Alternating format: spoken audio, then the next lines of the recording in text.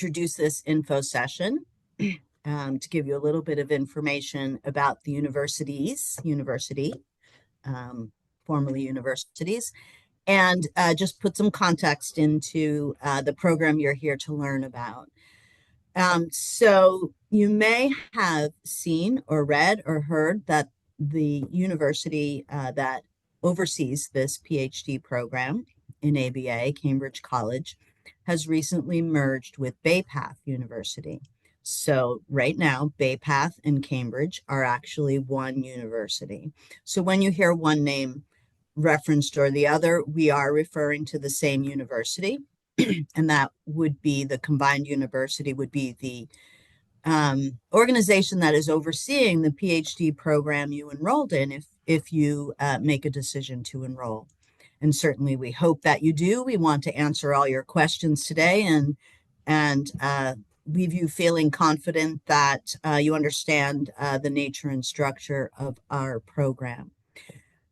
So the merger that I referenced actually occurred about 18 months ago.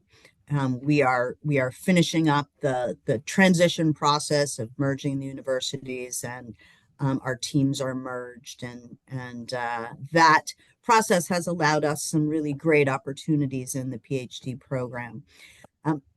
The basic things that have continued, which would be important to anybody, I think, applying to and learning about a program, is that the PhD program continues and will continue to focus on advanced clinical practice and the design and production of research in applied behavior analysis, obviously at the doctoral level. It continues to operate out of the Boston campus. That's usually pretty important to people when they're applying. This is an online program primarily. Most of the work that you would do would occur remotely.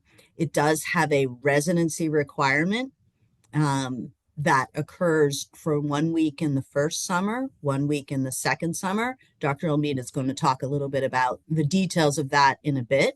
But essentially, that residency requirement in the entire program operates out of our Boston campus. And that's typically pretty important to people. And then I guess the third component that is consistent and will remain consistent is the general structure of the program, which you're here to learn a lot about tonight.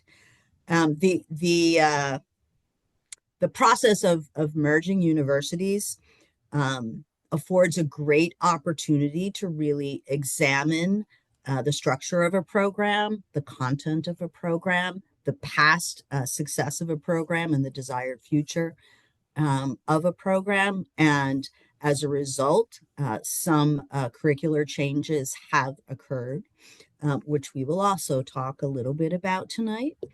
And those have been led by Dr. Almeida, who was the director of the PhD program when it operated solely out of Cambridge College and continues in that capacity at the merged Cambridge College at Bay Path.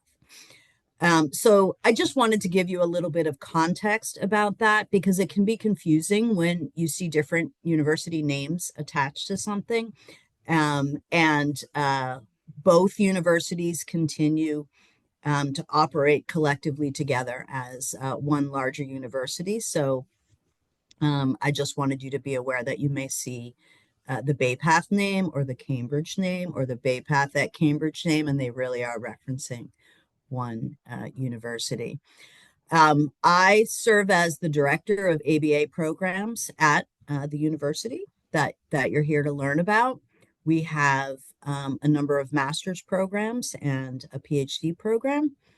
I have been at Bay Path since 2010, so for quite a while.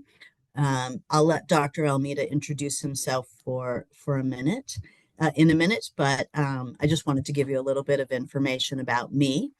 I'm really excited to have you here tonight and to talk a little bit about our program and its structure.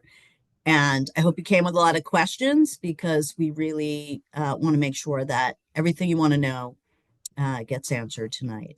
So I'm going to introduce Dr. Almeida now and give him an opportunity to tell you about the structure of the program, what you might expect your life to be like, your learning to be like, and your contributions to the field of ABA to be like over the next couple of years if you chose to enroll.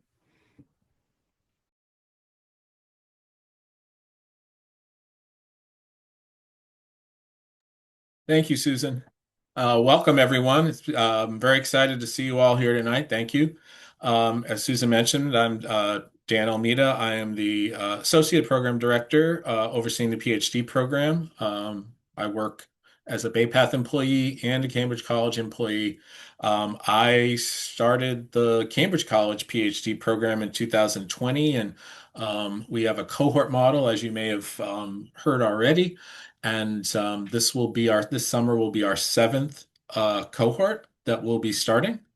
And thus far, we have uh, graduated 23 doctors of philosophy and applied behavior analysis.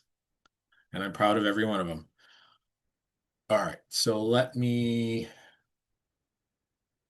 start going through my slides. You should be seeing my slides move, hopefully. So one of the new things that we're able to offer as we move into our seventh year is two tracks for our PhD program. One is in leadership and organizational behavior management, and the other is a PhD in contemporary issues in clinical practice. And there's a core of courses that I'll go through in a couple minutes, but you have a four-course track specialization that will be in one of these two areas, and you can pick from those two. Here's our faculty. You met two of us tonight. Other folks are listed here. Uh, they are all highly experienced folks that have been in the field for a number of years, sometimes decades, and are all also folks that have worked in the field, doing various things, working in public schools, working in insurance-funded agencies, school programs, private schools, public schools. So we have a pretty well-rounded and experienced faculty. Faculty accomplishments, we don't want to sort of toot our horn too loudly, but that's what I'm here to do, actually. Our combined group of faculty has 199 publications, and everyone is a regular presenter at international, national, as well as regional conferences. All right, why should you pick this program? Why might it be a good program for you?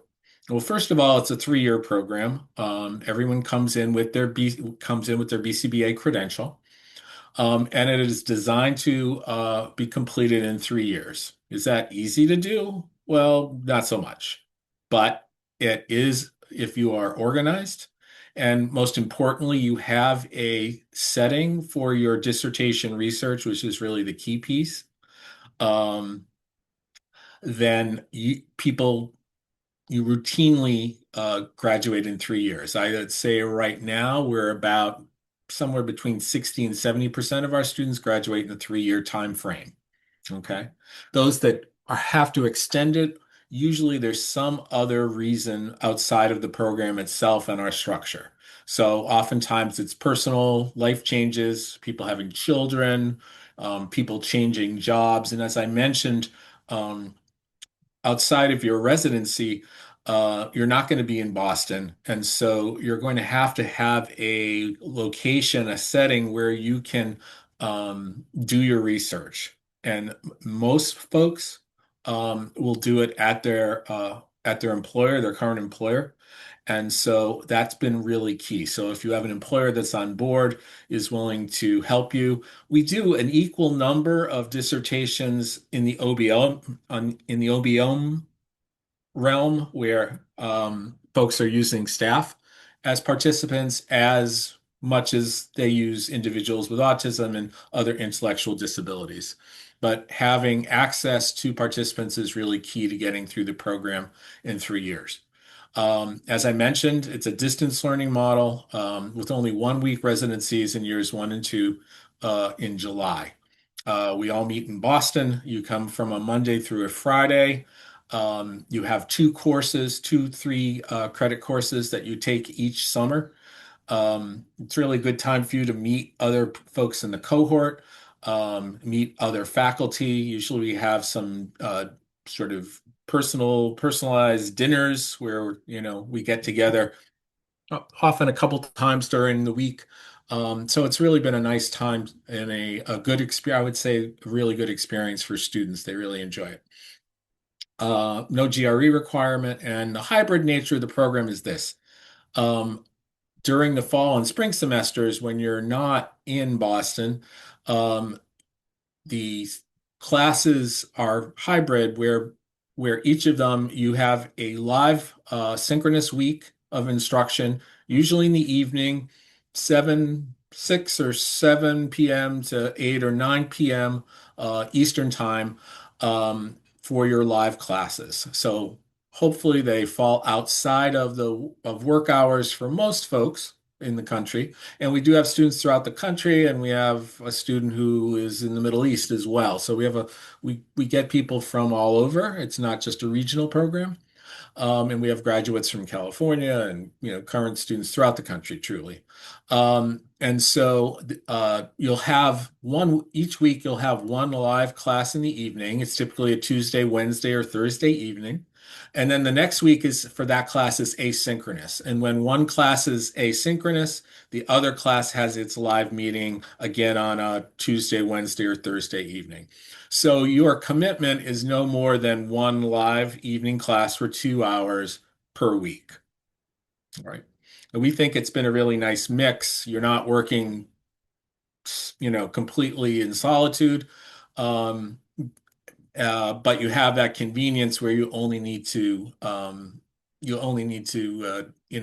be available one evening per week. As we mentioned, the program offers these two tracks or concentrations. The OBM, Leadership in OBM track is designed for experienced behavior analysts who wish to expand their role from clinical practice into roles that influence policy, drive innovation, and lead organizational transformation using application of behavioral principles and technologies. And where we really hope to sort of set ourselves apart here is there's plenty of programs with OBM components, but the addition of leadership we think is really essential because that's really a sort of an under investigated, understudied area. Many folks now are leading large multi-state or multi-state organizations, and so leadership skills are really essential. So that's a key piece of this track. The other concentration is contemporary issues in clinical practice. And again, here we're looking at some of the more, I'd say, topical, sort of state-of-the-art areas in terms of trauma-informed care, culturally responsive practice. And another area that we're really passionate about is case conceptualization, because a lot of us have felt um, at the master's level, you go through courses on interventions and assessments, but often that piece of how do you get one case and how do you really assess it, analyze it, and develop treatment for each individual? And sort of that piece of pulling that all together is an area that is a focus in that track.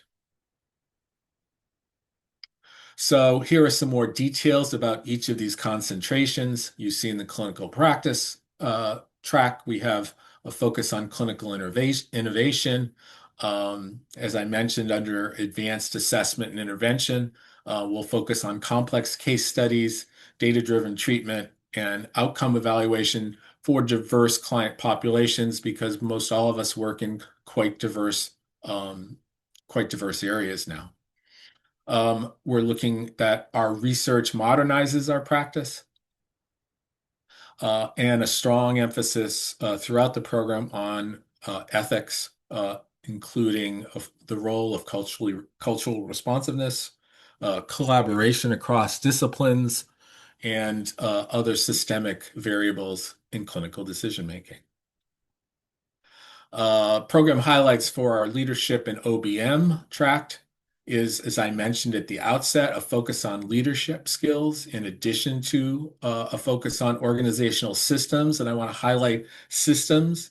Again, much of the OBM research is often at the individual or small group level. But again, many of you, I assume, because many in the field are working in larger organizations where you're not, you may be director for multiple states or an entire state, and you might not see a lot of the employees you work with on a regular basis. How do we lead those people effectively? How do we manage systems to make that effective and authentic? We'll be doing advanced research in these areas, a focus on ethical leadership models, decision-making processes, as well as organizational culture from a behavior analytic perspective, and then translating that theory into practice. And as I mentioned at the outset, as of now, I'd say about 50-50 of our dissertations have been OBM based. Program benefits. As I mentioned, we have remote live classes.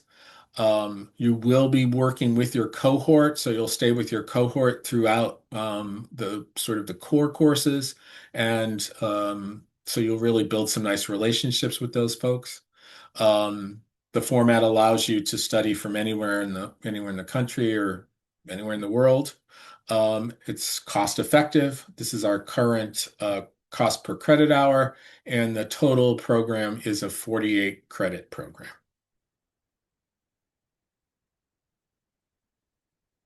As we mentioned, we do our 1 week residencies in years 1 and 2 in Boston. In your third year, you are working exclusively on your dissertation. And so I'll talk more about that in a little bit, but there's no in-seat classes with your cohort in year 3. Though the introduction of these tracks, which are new for us, the schedule may look a little different. We haven't worked out those details yet, but there's no residency right now, and all the other classes that I mentioned are online. And there's a photograph of the Boston campus. All right. One of the hallmarks of our program is really an intensive collaboration with faculty. At the start of your second year, after your second summer, you'll be assigned a dissertation chair who will work with you throughout your second and third year. And during that time with that chair, actually, I've been teaching the fourth term, which is the selection of a dissertation, was a research prospectus, which is listed here. But after that, for terms 5 through 9, you'll be working exclusively with your chair and your committee when they get selected. And here are the key pieces of that. You'll select a committee, do a literature search. The prospectus is really the first thing that we do. You will then move on to a dissertation proposal, go through the institutional review board, collect your data. All of our dissertations are required to be experimental in nature. And then you would write the dissertation and orally defend at the end of your program. And so here are the courses. As you can see, this is the clinical practice tract. And what you see at the top are the core courses, contemporary and emerging issues in ABA, a single subject design in contemporary ABA, which is it's more of a sort of rigorous extension of the experimental design course that you probably had as a master's student. There's a sort of a sequel to that, Advanced Topics in Research Design and Methodology, which goes into related topics to experimental design, because there are aspects of research that go outside of single subject design, such as conducting surveys, doing some limited group statistics. So you get introduced to some of those topics in that course. There's 2 courses on the experimental analysis of behavior, which goes into some of the history and early animal literature, as well as more current literature and stimulus equivalence and relational frame theory. In those two courses, there's two courses on ethics. There are two single credit courses on contemporary ABA through service learning, which will be service projects that you can do remotely. And then you see the dissertation sequence where we go through 3 semesters of dissertation proposal, two of doing the research and writing, and then dissertation completion. And then during that time, you will take your concentration classes for the clinical practice tract. There's trauma-informed ABA practice, a course on relational frame theory, contemporary challenges in the treatment of behavior, and critical thinking in clinical practice, which will give you that ability to work on those complex case conceptualizations. For the leadership course sequence, leadership and OBM sequence, you see that the top courses are all the same here, and at the bottom you see the 4 courses that are particular to the leadership and OBM track. There's a, a contemporary research course, a course on human resources and performance management, a course on organizational behavioral systems, and then a course on small business financial management and sustainability, because we do find that many of our students are business owners. And so we think it's really important to give them that background in their PhD program. And I just want to say here that, who are the people who have been our students? I would say that through the first 6 years of this program, we've had a wide range of folks. I'd say that the majority of them are folks that are uh, clinic directors, ABA supervisors, supervisors of other BCBAs, business owners, but we've also had folks that are public school BCBAs. We have a number of those folks as well. And I'd say that we've had students from their 20s up and through their 50s. So we've covered a wide range of folks. But everyone also, without exception, works full time or has worked full time while completing their PhD program. So, I can say from experience, it's manageable. Of course, any PhD program is going to be challenging, but if you're organized, and a lot, but the necessary time to your courses, people have, maintained, their full-time jobs and, rather large jobs as well, and completed their PhD. So it is, I think it's definitely manageable. All right, so the dissertation, as I mentioned, in semester 5, you'll get assigned your dissertation chair. Uh, that relationship is typically meeting with your dissertation chair for 2 years, every week or every other week, to go through the process of planning the study, getting it through institutional review board, doing your research, and writing it up. It's research based, and everyone has been doing applied dissertations. Uh, the chair and the second reader are from Bay Path University, and third readers can be an external person of you and your dissertation chair's choice. We have had a wide range of folks. I won't go through the list, but well-known folks um, uh, in the field of ABA. And we encourage people, if they're interested in the topic and there's some seminal articles, we have reached out to those authors of those seminal articles and asked them to be on the committee, and many have done that. So that has been a great way to add specific expertise to your dissertation committee, and that allows us um, to really provide you with a well-rounded group that can provide you with expertise and guidance in your particular question. Our goal is really to have you select a dissertation question that fits you as a working professional. So we're not in the habit of sort of telling people what their topic should be or telling them you should do this because you're because a faculty member thinks it's a really cool idea.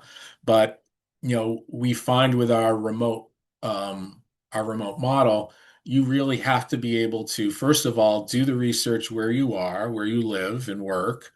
And it's got to be something that is important to you and meaningful to you. And so that usually involves a really a question specific to your work setting. And so we allow people that flexibility to pick a question and study something that they're passionate about, that's meaningful to them, both as a student and as a professional. Timelines. Our application deadline is coming up. Um, if you are really interested and don't think you can complete the process by the 15th, please reach out to me. I'll be happy to talk to you about that. Um, we're conducting interviews in January of, it should say 2026. I apologize for that. Um, but yep, January 2026, we will do our interviews. And by late January to early February of 2026, we will be making decisions. And if you have, we have plenty of time for questions now. But if you want to schedule a personal meeting to discuss your specific career or educational interests, feel free to reach out to me. I know I've communicated with some of you already, but there's plenty of opportunity to do that. All right, so um, we have plenty of time for questions. Are there any questions, Eileen, that people have put in the chat or in the Q&A? Yes, one person asked, do the classes have a lot of homework and tests to study for? Um, there is, a substantial amount of work. It's a PhD program, so I would say the amount of work is greater than a master's program in general. However, the scope of the work, or the sort of the format, the scope really changes. So I would say that you're not going to find as many on-demand tests, because we're not, in your master's program, the goal is to pass not only complete your courses, but to sit for the exam, right? And pass your licensing exam with the BACB. Um, that's not a goal here. Your goal here is to sort of do quality research, understand a topic deeply, and hopefully write a dissertation that will lead to presentations and publication. So in order to do that, the types of assignments you're going to get throughout the program are more written assignments, more papers. So they might be literature reviews, annotated bibliographies, um, write about a specific topic, write a mock research paper, research proposal. So those are the types of things. And then I can say that in, my OBM class that I'm teaching right now, a lot of the projects have been very practical, such as do the PDCHS on a work problem that you face, or multiple problems. Analyze that. From our readings, develop interventions that would address that issue. And many of our students, again, are, they're leaders in organizations, so they're working on problems that they face as supervisors. And so the assignments work on, the assignments dovetail nicely into their work. Other things that we've done this semester in OBM, develop a staff reinforcement program, tell me all about it. How's it going to work? What's the schedule of reinforcement? How's it going to be rolled out? And so we'll do that for, performance assessment, reinforcement. There's a number of different topics. So does that answer that question? Whoever asked that question can jump in if there's a follow-up.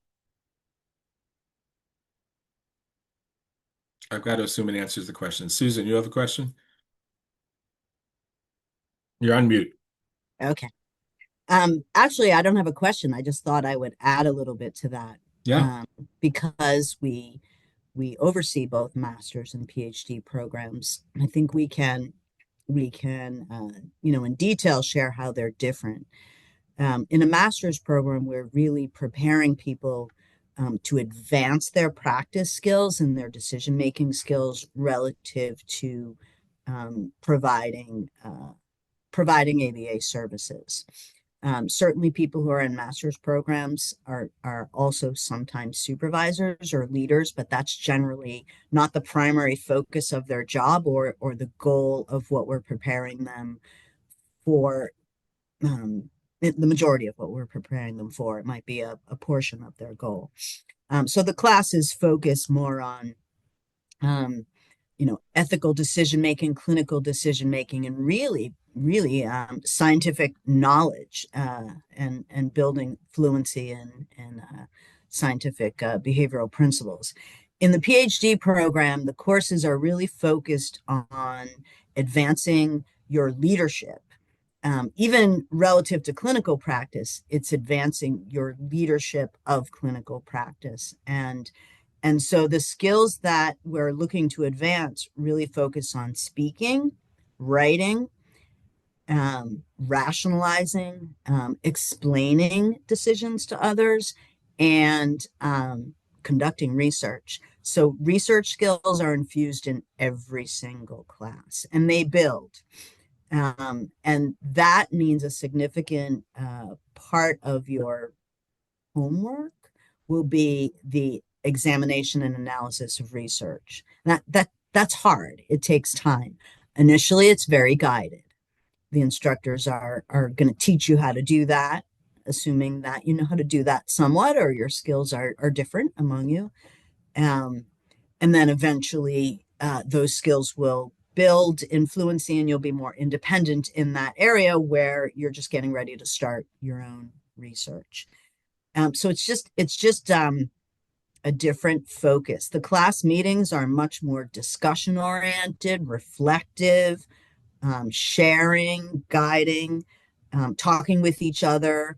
Um, uh, you know, uh, Certainly a lot of modeling from the instructor relative to the analysis of research, but then practicing that on your own, much more so than in a master's program. And the average cohort size, I see Tony asked that. Our average size is probably 15. I mean, I haven't exactly figured out the quantitative average, but 15 is our goal of enrollment. Some semesters we've had a little less.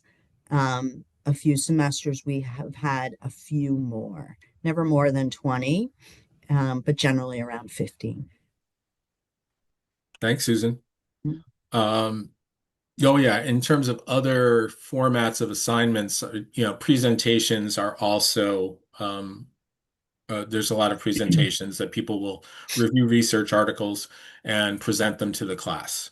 So that's another format because you're working towards a PhD, and many of our graduates want to teach. They want to teach at the university level, so we try to prepare them for that as well. Nesreen, did I say your name right? Okay. Nesreen asked about choosing your area of focus for research. The assumption is that you will enter the program not having chosen your area of focus. Some people have some ideas. They know what they're interested in, they know where they want to see their career go. Lots of people who come into the program with ideas change their focus as their learning and experience progresses. So no, you do not need to know your focus, have a focus, know your question. In fact, you'll be guided through that process. And I would say, just to add to that, many people come in with an idea that is truly a lifetime of research. Like this is the path of, these are all your question is something that you might accomplish over the next 20 years of your career. And we try to steer people to, let's task analyze it. Let's cut it down to step one, experiment one in a series of 15. Let's work on that, and let's do something that's actionable and completable within the 2-year time that you have to do your research. And so, we want you to advance scholarship. We want you to build a brick in the wall of evidence-based knowledge. But we also want you to get done in 3 years. Any other questions? I have a question. I have a quick question. So students don't need to choose a focus area at the time where they submit their application. They can choose that after as they go along. Okay, thank Yes, you. probably up Okay, through the first year of their program. good to know. Thank you. Yeah, absolutely. Other questions?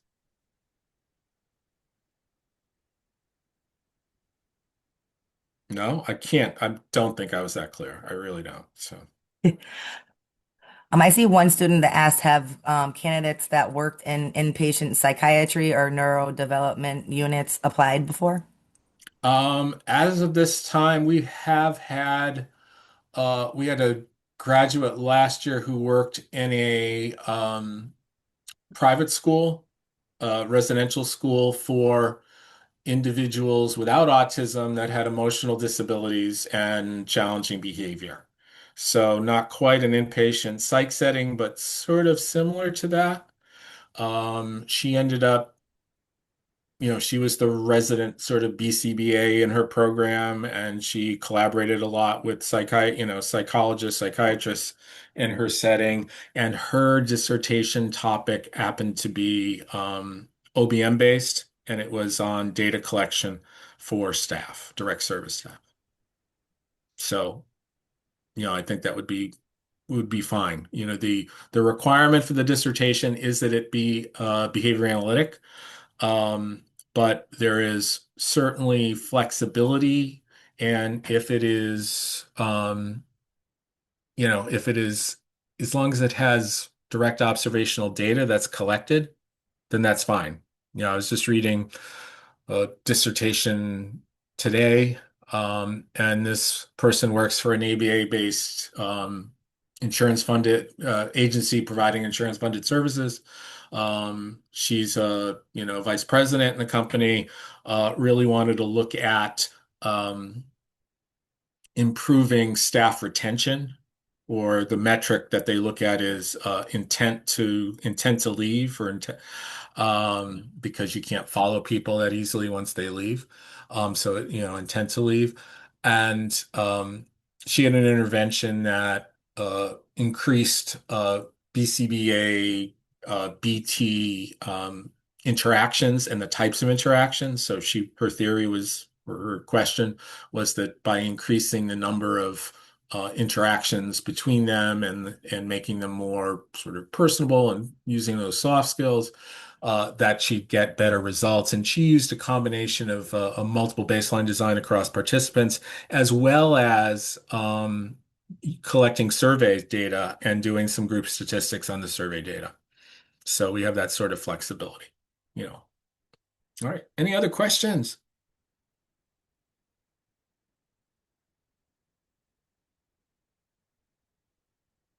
Eileen, anything else? Anyone else? No? All right. Well, I want to thank you all for taking time out of your evening to join me.